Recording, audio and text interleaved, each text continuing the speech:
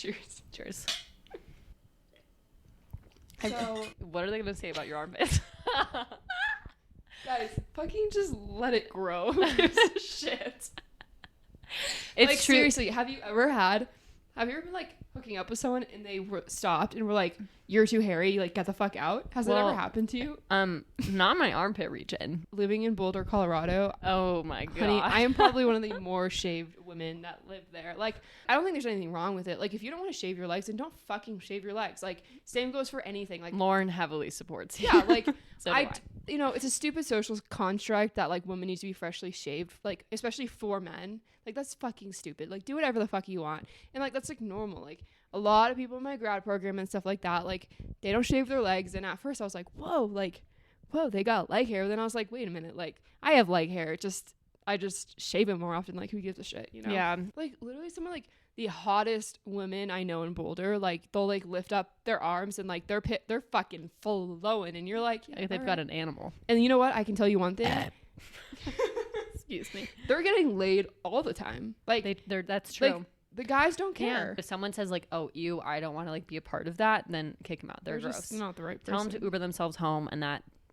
No, tell them to fucking Yeah. walk.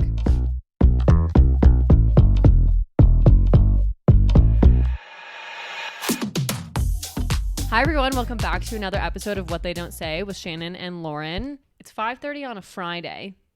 Friday. We've got Friday. some French fizz, the rosé bubbly. What the fuck did you just I'm reading the label. It's right over there. We have Your some accent's $6. terrible. You need to stop. Today we are gonna keep it chill, keep it light, keep it kind of. Well, I mean, I don't know if it's gonna be chill or light. I don't really know. But the point is Entertaining. I don't know what it's going to be. We're just going to see. Last week, I uploaded a TikTok, and it was basically just a comparison between our court case and Denim Day. And essentially, the overview of it is just that the defense attorney, he felt that my Calvin Klein sports bra was too tight to not have helped my assailant take it off of me, which is like a very similar argument to Denim Day. So that's what defense was arguing, was just that it must have been consensual because I must have had to sit up or assist my rapist in taking my bra off. And he even, like, the defense attorney even used like some pictures of my sports bra as backgrounds for the PowerPoints for the closing arguments and opening arguments and stuff. And so if you want a full version of all of that, go to our TikTok, see all of that. What's so interesting here is that like, you guys know, like, the Calvin Klein sports bras, like, they're just like the like really comfy, cozy sport, like they're not lounge that wear. and they're not tight. Like, No. they're like, you know, they can hold your boobies, but they're not like whatever. And I just think this is funny that this argument it's not funny, but it's funny. It's funny That this argument is ever used in a court of law, because it's like, even if you did give consent and helped them take your bra off, you did not give them consent to put their fucking dick inside of you. True. And so, like, why does that matter anyways? Mm-hmm. You know what I mean? Like, why does it matter if he was able to take your bra off, whether it was like consensual or not? Like, the actual sex itself was not consensual. Right. And so to me, that's just like so bizarre. And also, like, if you are going to rape somebody, their clothing is not going to be the thing that stops you. They can still just assault you with your bra on. They can assault you with jeans on still. They can assault. It doesn't matter what the fuck Yeah. you're wearing. They will find a way to assault you if that's like their fucking end game. It just baffles me that it's just such a thing that still exists, because, you know, Denim Day started in the 1990s.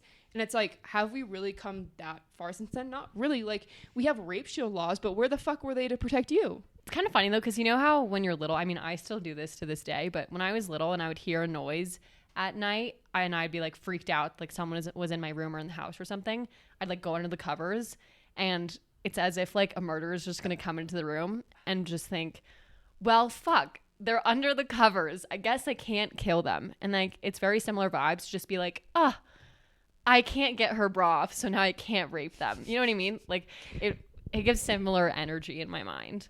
As a little kid, your perceptions of anything are very limited. And so going under the covers does feel safe. It does. And I don't feel safe in my #Calvins though. #myCalvins. I would probably feel safe with a whole new set of my Calvins. Yeah, Calvin Klein. Calvin Klein, do you hear that? I've got some big boobies. Yeah. Shannon can't wear her old Calvins anymore because of what happened to her. So please send, please send like your new fucking line, the newest line you have that hasn't been released yet. Send that shit, please. It feels bad. It feels like we're trying to like. Well, I have two things. It feels like we're trying to bolster like me being assaulted to get free shit. It's not true. Just jokes. When you are presented a very fucked up situation, sometimes you have to make jokes out of it because it's the only way you know how to get through it. It's okay. Dark humor is okay. It is okay. It's okay to laugh. And it's welcomed here. What we're doing today is essentially responding to a boatload of questions and comments from that TikTok. And originally I was like, I'll just respond on TikTok. I'll just record videos. But our true people are all of you listening to this and watching this.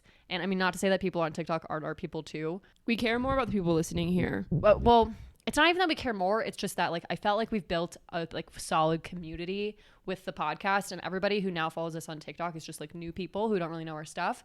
But with that being said, our podcast audience doesn't necessarily know a lot of the answers to the questions that the TikTok audience asked. Does that make sense? A much better way of putting it. Thank you. Yeah. So this is for everybody. This is for everyone out there, everyone who's new, everyone who's been listening since day one. We love you. And we're just going to basically be answering a shit ton of questions from that video. And Lauren doesn't really know these questions. I stayed off TikTok. Holy shit. Well, I had finals all week and I did not have time to be like looking through all these questions and comments because I was writing fucking research papers. She had no idea what was going on. Yeah. So into the top questions and comments from this video. Here we go. Off we launch into the distance. Wait, I have to do one more disclaimer. I just want to say like thank you to everybody who said things, like who commented and were giving support. We're not trying to like be mean or make fun of anyone. There's just some things that really made me laugh. Okay, moving along. So one of the first things was, why do you still have the same Calvin Klein bra that you were assaulted in? Bitch, we don't even know where that bra is anymore. Yes, exactly. Lauren, this is so good. I'm pretty sure that like they took that bra into evidence and so many other things of yours, and they're just probably sitting in some like police storage warehouse right now. I don't even know. Like, yeah, exactly. It's not crazy to assume you were holding up the same Calvin Klein bra in the video. Because I was like using the Calvin Klein bra as like a prop in the video. So maybe people thought that like that was the same bra. And I actually deleted a clip that I like didn't get included in the video where I was saying that the Calvin Klein bra that I was assaulted in is the exact same style of bra that I'm holding up, but it was olive green and not black. But that one was taken into evidence when I got my rape kit done. The only time I've like quote unquote seen that bra since were pictures of it in court. But I have no fucking earthly idea where that is. But with that being said, so part of this argument is just, you know, that the bra must have been too tight. And so therefore I must have helped him as in my assailant, take it off of me. And the bra I'm holding up is very old. Okay. It also definitely does not fit me. Like it's stretched out. Okay. Like it's too small for me, just period. And some girl goes in the comments, she's like, that's so sad how stretched out the bra is too. Like he must have really pulled it off of her. Oh no. I've just gained weight.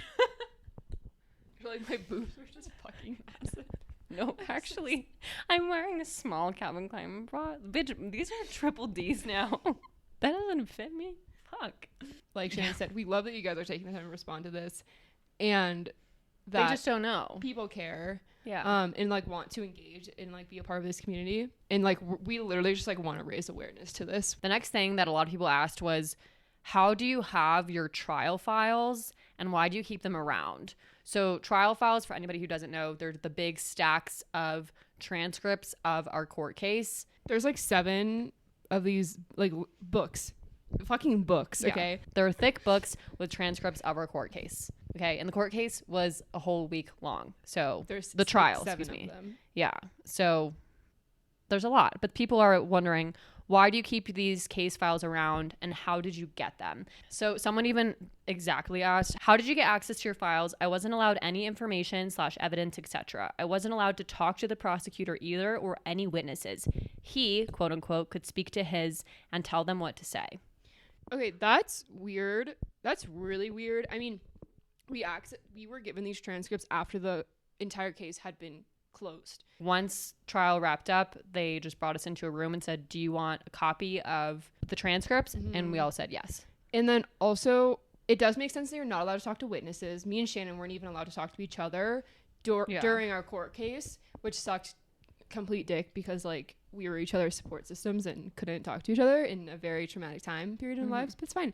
Not being able to talk to the prosecuting attorney, that is weird. I'm wondering if like you weren't allowed to talk to him at like specific times. I'm also wondering if it's in a different country.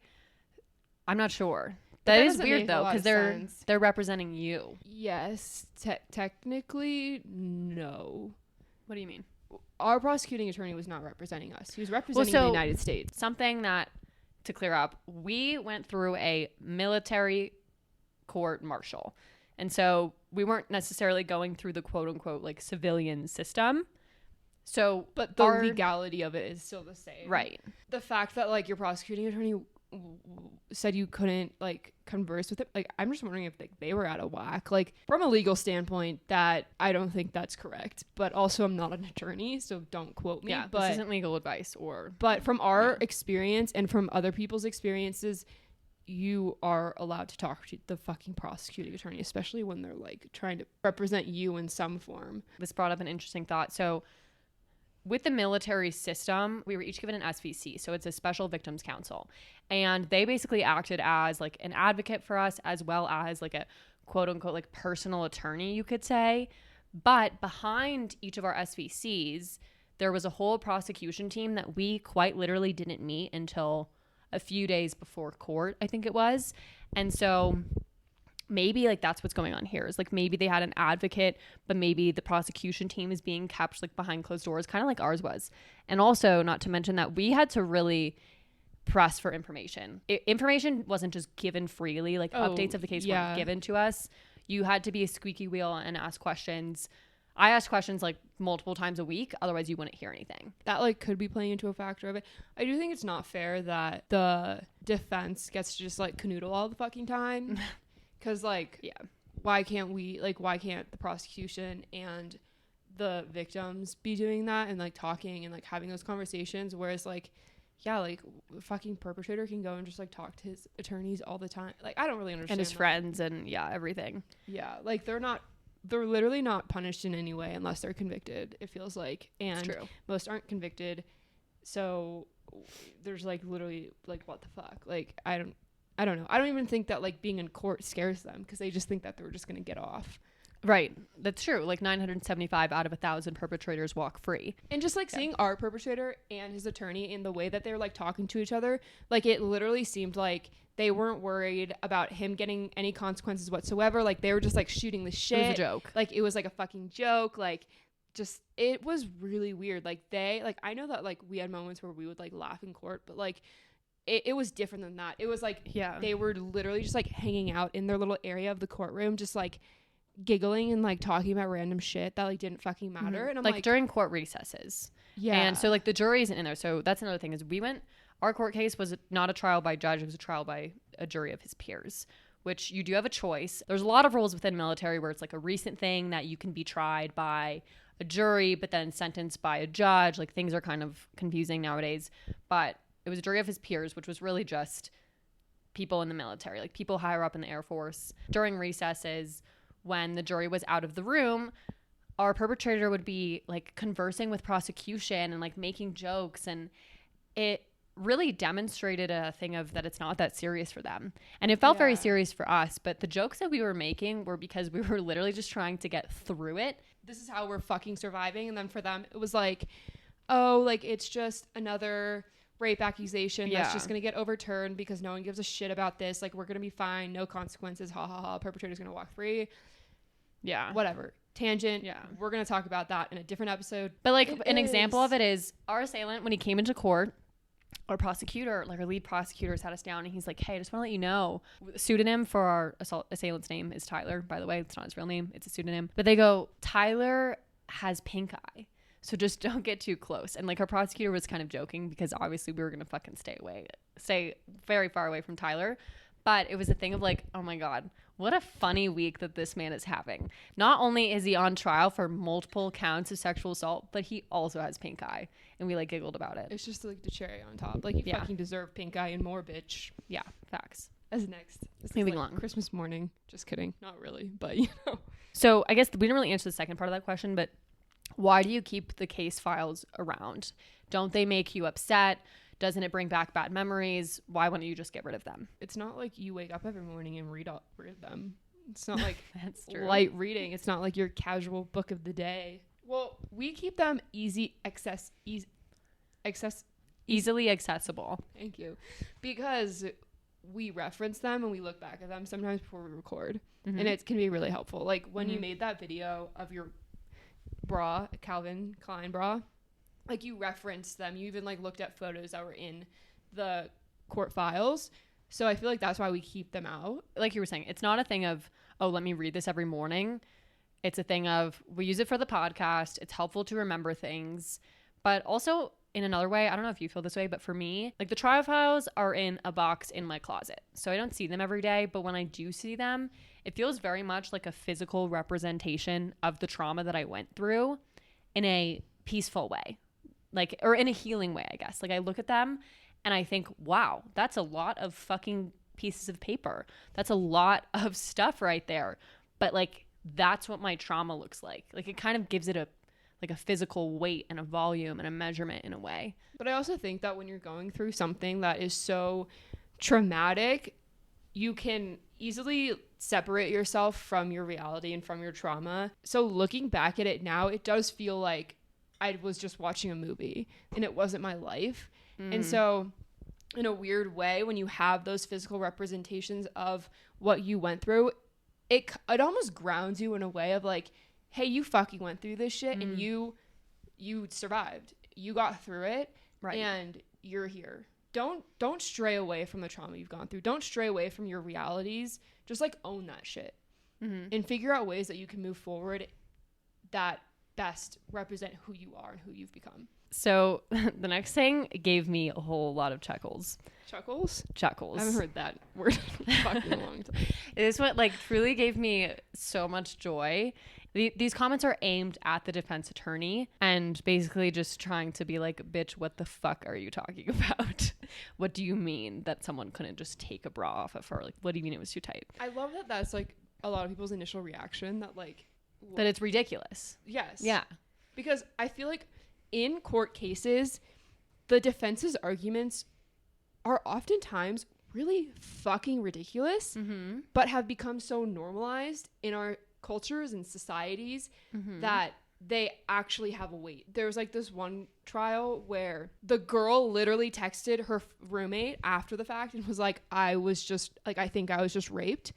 And they took the text and they said, this text didn't sound sad enough. Or the I think also. Instead but of it's just, like, I if was you raped. are immediate, like most women and most survivors in general oftentimes are like, holy shit, what the fuck just happened? And so putting I think in there makes complete sense if you actually understand sexual assault. But like for anyone that might not, they might be like, well, she thinks she was assaulted. How does she like, just wouldn't you think? know? Like, wouldn't you just fucking know? But actually, no, you wouldn't just fucking know. And like the fact that was actually what got the perpetrator off. Right. Because all they have to do is put reasonable doubt. We've talked a lot about how the court case itself, like the trial itself, feels a lot more like a fucking show than it is actually like what happened and the facts. Like, but it's really a show. Like truly it is who can tell a better theater. Story. Yeah, it's absolutely theater. Every case is different. But in our case, like if you sat in on the opening statement or the closing statement, the opening statement and the closing statements for prosecution were at least an hour, 45 minutes to an hour and 15 minutes, I would say. And they're just laying out a full story, and defense is doing the same thing. How can we paint a picture for somebody that can create reasonable doubt? But these next few comments were all from people talking specifically like to the attorney. Okay, here's one. To the defense attorney. This person says, you could have called a lesbian to testify how easy it is to take those sports bra off. I'm serious. Do they think we always need another person's help to take off our too tight jeans? ? Question mark. If you feel perplexed, this is in quotes to like a response from the attorney. If you feel that perplexed, I can show you. Please lay down. That's saying defense attorney, please lay down on the ground. Let me show you how easy it is to take a fucking Calvin Klein bra off of you. I wish that was allowed. Like, why didn't they do that? Honestly, this one's good. They go, how is this a valid court statement? Quotes, Your Honor, my client can't be a rapist. He doesn't know how to remove a bra. They go, what a joke of a justice system. Isn't it good? No, I mean, it's literally like that was literally the state. Like, it wasn't like word for word, but like that was basically their argument. Like, he can't be a rapist because he can't take a bra off by himself. How would he do it? He just doesn't know, Your Honor. He's never been with a woman before. I really wish that the prosecuting attorney had gone up and said that exact statement and been like, in conclusion, basically, the defense's whole fucking argument here is that he must not be a rapist because he doesn't know how to take off a fucking bra by himself. Thank you. There was one person who had said that their sibling or someone in their family with special needs, and they were like, how do you think that I help them get undressed every night? Like, I take their bra off for them. Like, I take their clothing off. That's a really good point. Right, exactly. Like, of course, your arm is going to lift when your Calvin Klein bra is going to be taken off. If you're being forced, okay, which is basically what rape is, like, you're gonna be able to fucking lift the like survivor, the victim's arm up. Like, you're gonna be able to like fucking lift that shit up. Right. Like, this shit's not that fucking heavy. Right. I'm not going to the gym anymore. So yeah, this shit's light as hell, brother. But it's ridiculous. Also, in a court case in Colorado for endangered species, one of the lawyers brought a real life wolf into the courtroom, okay? If you can bring a fucking real life wolf into the courtroom, you should be allowed to do a demonstration on how easy it is to take a fucking bra off. I mean, O.J. Simpson tried the glove on. Crazy. Why can't I put the bra on and have someone else take it off of me? Or, you know what? I would actually just prefer to have someone else put the bra on and me take it off of them. These are the things that like kind of make me want to be a lawyer for rape survivors, because we have been through it and we see all like the ridiculousness that is in it. And I feel like I don't know if you'd be able to escape it though. But it's not about escaping it. It's about understanding how to respond to it so fucking well that then the jury realizes how ridiculous the defense arguments are. I'm so sorry you went through this, but are you okay? Are we okay? You know? Are the kids all right? That's what they asked. They're like, no, I know. They're like, I know you're talking about all this and like, thank you for sharing and I support you and I love you, but like, are you okay? There was a lot of questions like that. I'm certainly a lot better than I used to be. During court, was I okay? No. No. Not really. After court, was I okay? No. Oh my God. Holy no. motherfucker, no. I cannot believe I graduated from college, honestly. But I did because, sometimes you just have to put one foot in front of the other. Now, I'm okay. Yeah. I am. I'm okay. I'm okay. And you know what? Sometimes I'm even great. Go crazy. Yeah, no, we're okay. And I think I speak for the both of us that, well, I was going to say I speak for the both of us that we've both done a shit ton of therapy. I have done a shit ton of therapy. You have done a lot of therapy. That's true. Related just to this. The past year that I haven't. Right. Okay, that's true. So I do speak for both of us when I say that we've both done a lot of therapy. We've worked really hard. We've, looked inwardly and had like conversations with ourselves and other people about, this process and what does this look like? And we wouldn't be talking about it if we weren't okay. That's the thing about healing is that one minute you're really not okay. And then before you know it, you're waking up in the morning and you look in the mirror and you say, wow, you know what? Today, I'm okay. Mm-hmm. And then pretty soon it's, you know what? Today I'm feeling actually pretty fucking good. And that's the thing is that it can be so easy to like give up on yourself and want to give up on yourself. And I hate when people are like, oh, well, like you're going to like feel okay soon. Like you're going to, everything's going to be okay. And then you're like, well, fuck you. Like right now I'm not okay. And it fucking sucks. Like, when am I going to be okay? Like, when am I going to fucking be okay? But then like, it's crazy because you put in all that work and effort to heal. And one day you actually wake up and you realize, holy fuck, I'm okay. And you know what? It can take months and years. And like, this is shit that's always going to be with you. But it does actually hurt less. And I think that over time, it's important to remind yourself of that. In the words of Lauren King from a previous episode, you said that it might be awful and terrible and fucked up.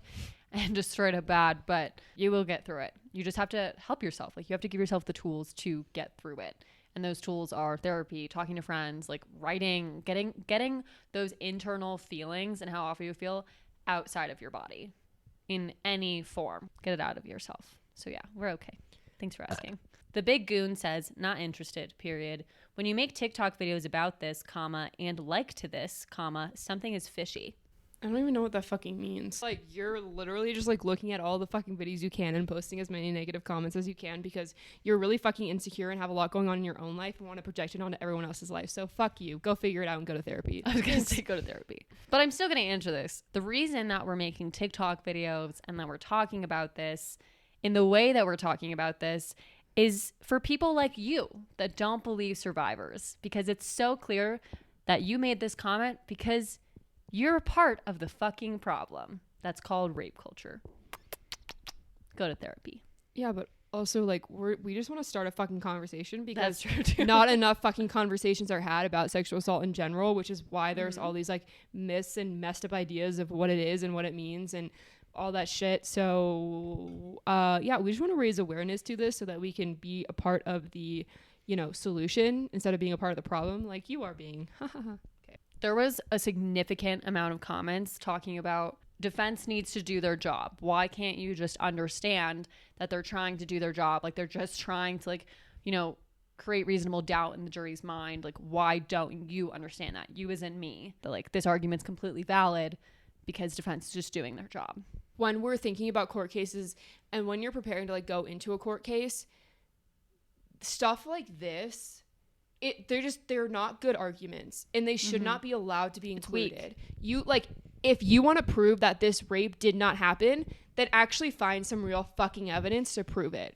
But like, other than that, it's just not fair to survivors. It's just re-traumatizing survivors and basically like saying that everything you went through was bullshit because of this one stupid fucking part of the story. Right. And like, that's not fair. Like, when in any other trial that has to do with any other violent crime, like something like this would never be presented and it would never be allowed because it doesn't make any fucking sense. It'd be laughed at, frankly. It would be laughed at. And so like, why are we allowing bullshit quote unquote evidence like this to be allowed in rape cases? Well, it's because our society tends to side with the perpetrator and doesn't protect victims. And because we're okay with still talking about a victim's clothing. Yeah, like, and it's like still the allowed. the criminal justice system does not protect victims in general, but it definitely doesn't protect rape survivors like at all. What actual federal pieces of legislation have we seen that are created just to protect rape survivors? Like any? None. I don't know if there's any. Yeah. And on top of all of that, I feel very like I'm not a fucking idiot, everyone. Like, I know the defense needs to prove their point and prosecution, like, defense is doing their job. Prosecution is doing their job. They both have a burden, right, to carry. And I'm not saying that defense should just sit up there and just be like, you know what? You're right.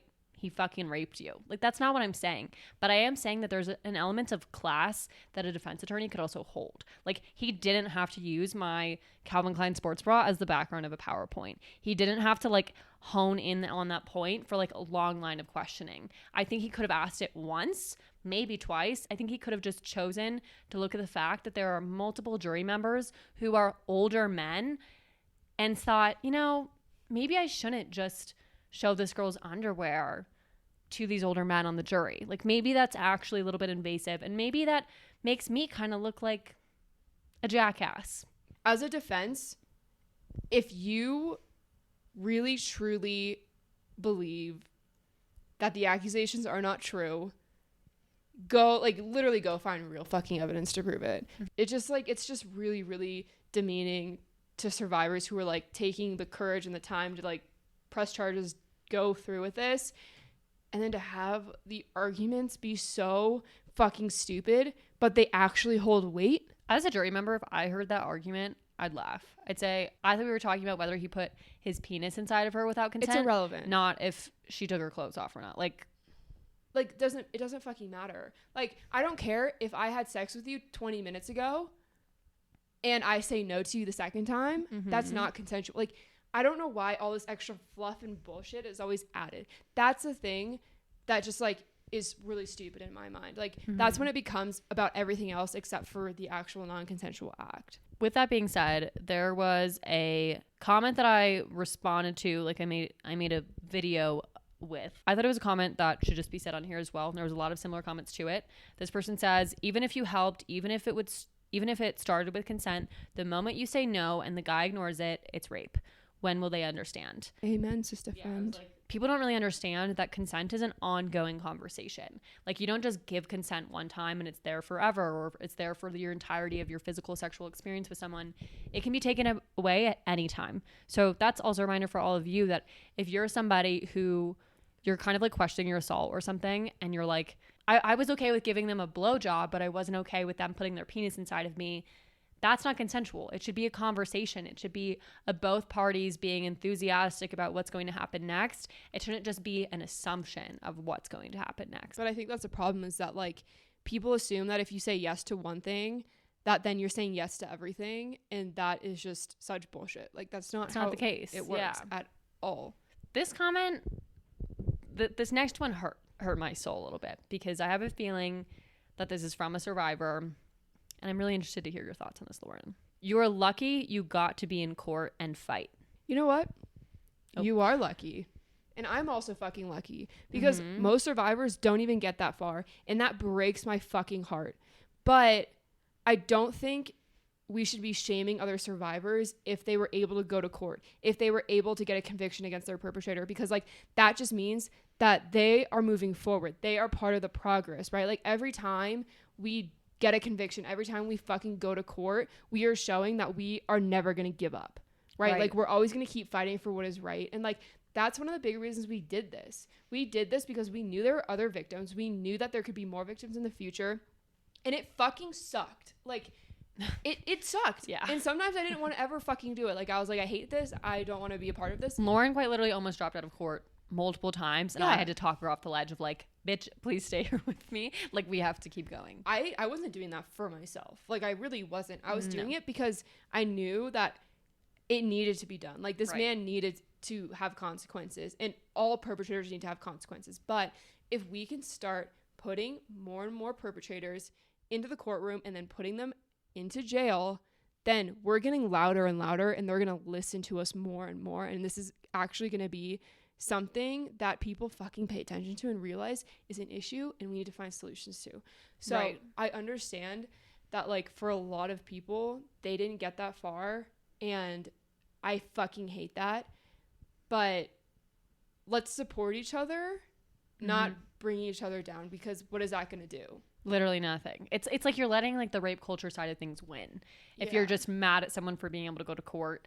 And like Lauren said, we're lucky to a degree, and we're lucky because change isn't being made, because we're not seeing like cases like this should always go to court, in my opinion. But the process itself, whether you win a court case or not, it is brutal. Like those few years of our lives where we were in the court system were horrible and awful and emotionally exhausting, like nothing I've ever experienced before. So yeah, we were lucky that we got to go to court, but that doesn't mean that we should be shaming each other for it, which I guess is what you already said. But the point is just that I didn't necessarily feel lucky, and that's not to take away from the fact that it was rare, and like it was, I guess, an opportunity where we got to speak up and, you know, share our story to a panel of jury members and our assailant. But it's still a thing of like, it's not that I felt lucky. It wasn't glamorous to go through a court case. It wasn't sexy to sit up on the stand and like bear my most traumatic experience to a room full of individuals who are about to tear it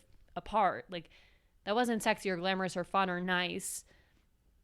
And I guess I was lucky to do it, but I don't know. I just didn't feel that lucky. And I can't like sit here and say like I felt super lucky. Like I understand that we were lucky, but it doesn't feel like a privilege to have to sit in front of everyone and be like torn apart and spend like years of our lives agonizing over this. And I want to be nice to this person too. Yeah. Because I know this is coming from a place of pain. Yeah. And that's totally okay. And we all have done and said some like things when we've been going through pain. And like, I don't think we should tear each other down for that or shame each other for that. I think it's just one of those things where if your idea of justice is to go through a court process and get that person convicted, we want that for you. And we want that for anyone who feels that that's what they need. And we really fucking hope that like maybe somehow our trial could impact other trials in a positive way. You know what I mean? Where people could realize this is real shit. Yeah. That have real fucking consequences, you know? Right. And I think we all just need to realize that we're all on the same side here, regardless of what kind of justice you have been able to get. Because we're all trying to fight for justice in some way. Okay. In the video, I had mentioned that I had said that I told defense, oh, I ripped the bra off of me. I took it off of me. Like, but ripped was used in the video, okay? That they said, if he ripped it off of you, then why isn't the fabric ripped? You should have said he pulled it off, not ripped it off. Then someone responds with, she doesn't mean that she like literally ripped it off. It just means that they took it off in a rough manner. Then they respond with, maybe the court took her word literally. That's why they let him off easy. Instead, using the word ripped because nothing was physically ripped, she should have used the words pulled because it was pulled off of her. Now, the reason I'm using that comment is because there was a few things about like the language that I said and people saying that I should have had a better argument and that I should have phrased things differently. I would like to respond one thing really quickly before you talk. Yeah.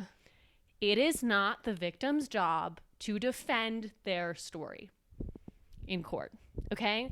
That is prosecution's job. Defense's job is to poke holes in it.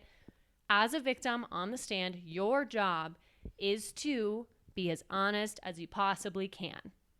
Yeah. It's not my job to use the fucking correct language all the time. And also, not to mention, it's a very scary, nerve-wracking thing.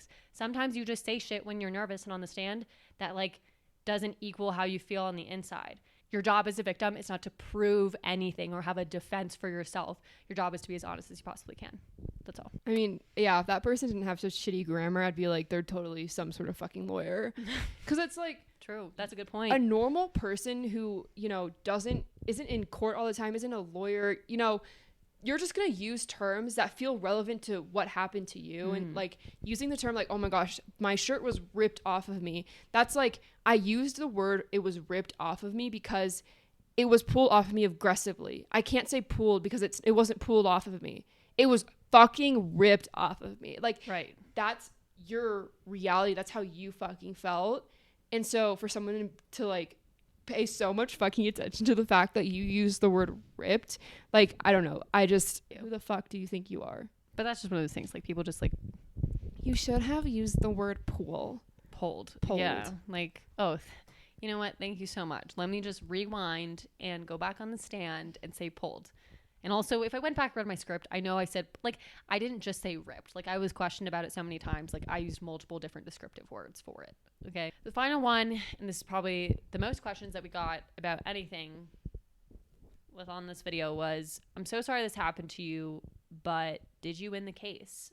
Well, there was also a lot of comments, though, that were like, well, clearly you can see that, like, this guy just, like, got off and nothing actually happened to him, which means that her argument's stupid. And it's like, who the fuck are you to sit there and make that conclusion? Like, you have no idea if he's off or on. Yeah, like, what this the person fuck goes, do you know? Like, but it's interesting to see people's line of thinking and just trying to figure things out based on a 5-minute video, right?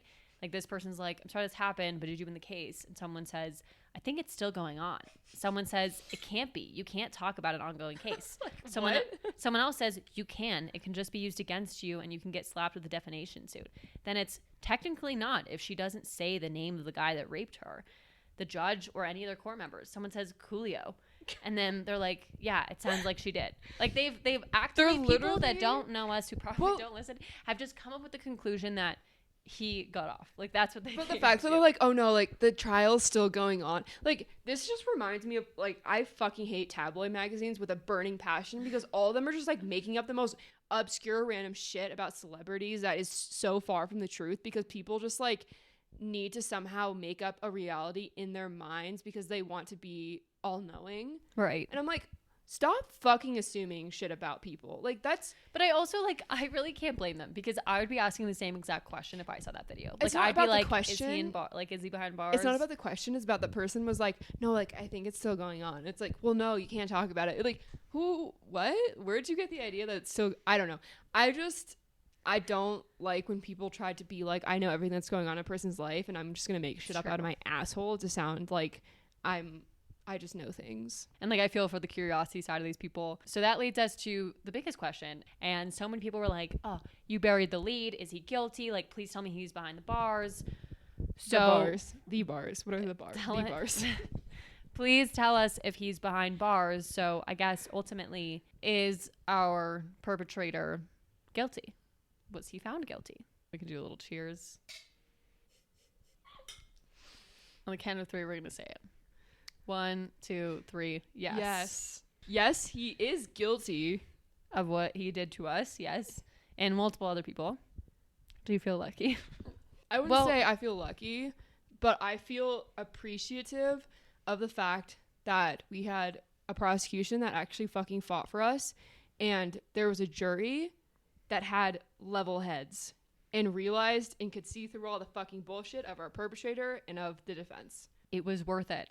It was really fucking worth it, because the reason that I decided to like go and report him was not because of the own pain, like my own pain, but it was because I knew that he was going to be in a position of power graduating from the Air Force Academy, and I couldn't handle the fact that like he could go and rape somebody else and abuse his power too. And abuse his power. And easily assault other people. And it happens a lot. It happens all the time in the military, especially because there's a low percentage of women, and these officers are in these positions of power and can abuse that power and do fucked up shit. It's a whole thing. He's fucking guilty. And he's in prison. Federal military prison. And, you know, I don't wish any bad things on anybody, but we all know what happens in prison. You cannot say that. Why can't I say that? Fine. Whatever. It doesn't imply, you don't know. Like I said, I don't wish anything. I'm just saying that he's in prison. She's saying karma's a bitch. I'm just karma's saying after him. People in prison. No. Shut up. There's a code. There's a code amongst thieves, right? And people, like, thieves don't fuck with sex offenders. They're like, fuck that shit. Like, they don't fuck. They're like, you killed 100 people. Everyone in prison hates the rapists. They do, which is really interesting. Why can't society take a lesson out of their book, but a page, out of their book, but we just know what happens there. I'm not saying I hope it happens. I'm just saying we know what happens there. I feel fired up. Anyways, thank you guys so much for listening. We love you. We hope that we answered some of your questions. If you have more questions, comments, want to share your story, have an episode idea, send us an email at whattheydon'tsay@gmail.com. Follow us on Instagram and TikTok, What They Don't Say Official. Feedback is super helpful. That way we can curate our content for you, because after all, you're the reason that we're fucking here. It's for you. Consensual kisses your way. Do you have anything to say? You've been gone for a little bit. They all just know that they think that you broke your back, you're basically dead, and you're drowning in finals. So do you have anything for the people? My back is technically not broken, but it's also not well. But it's okay. It's unwell, one might say. Finals are wrapping up. They suck. But, you know, I'm sure there's a lot of other people who are going through finals. So I can relate to you. I understand your pain. We'll make it through this. I'm alive. So alive, but I'm barely breathing. So you're good. Basically, good. People want to know if you're good. I'm vibing. I'm good. We love you all. Thank you so much for listening. We appreciate you more than you'll ever understand.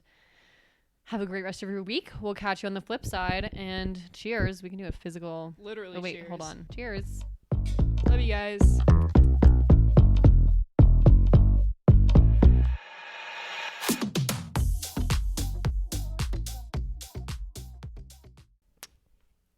I just did that. I don't know why. I feel like sending kisses is a totally appropriate thing. That's so not me, though. Oh my god, it's so not me. I'm just like giving. Okay, so for all you guys out there that want to learn how to give a proper blowjob. For a long time, I would have paid a lot of money for this lesson. Okay, wait. Actually, this is a serious thing. We're going to put this at the end of the outro for anyone that actually is still here. This is a true thing. Alex Cooper did her whole episode on the Gluck Gluck 9000 is what it was, actually. It was like her third episode back in the day when Call Her Daddy first came out. And they're like, we're going to introduce this blowjob technique to you. And I would like to say there was not enough detail in that. I would like to say that I wanted like step by step, like from taking off the pants to like, where am I, like, when do I breathe? When do I spit?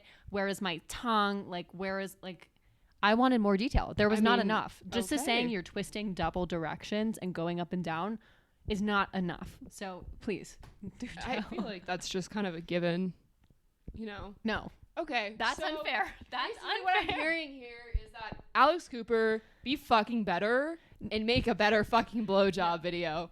She's honestly perfect in my eyes. You know how I feel about her.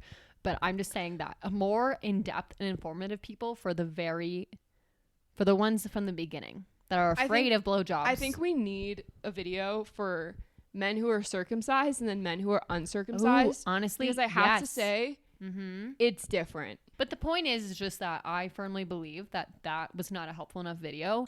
And I know that because for years on end, I was traumatized and could not do one. I'm sorry to all the men who experience this. This is like so unattractive. But I remember like going down and being like, okay, I'm going to do this. Like, I'm going to really get in there. Like, I'm going to do my glug, whatever the fuck that was in, and like get into it.